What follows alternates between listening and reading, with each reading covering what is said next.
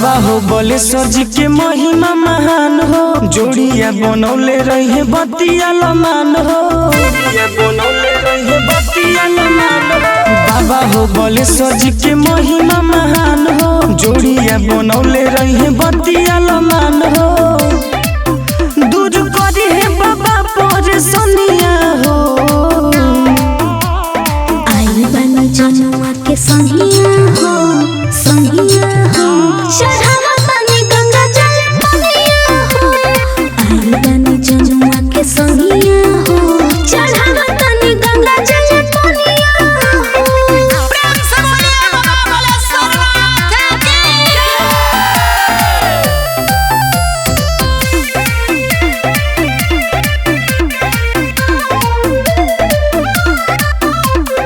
सोना में साथे जोड़ी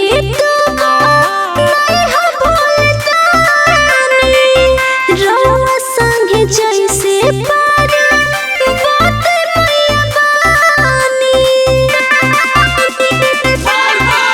बाबा हुए दयालु दया करबे करी है, जवन खाली बनसीब बाबा भरबे करी है।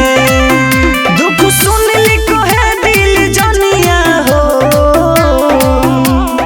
आई बन जनुआ के संगिया हो, संगिया हो, चढ़ावा पानी गंगा जल पनिया हो।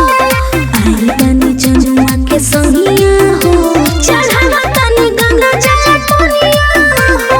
प्रेम से बोले बाबा बैजनाथ धाम की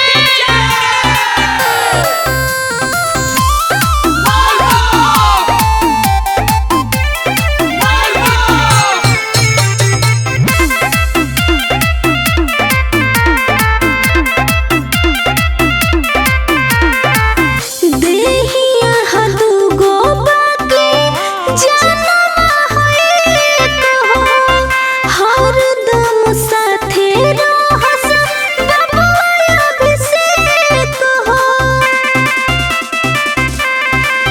धोनी शिवम नवैले बाटे बाबा अपन माथ, सुनी बाबा बलेश्वर जी धइ दिया अपन हाथ।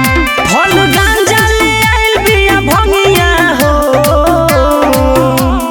आई बन जनुआ के संगिया हो, संगिया हो, चढ़ा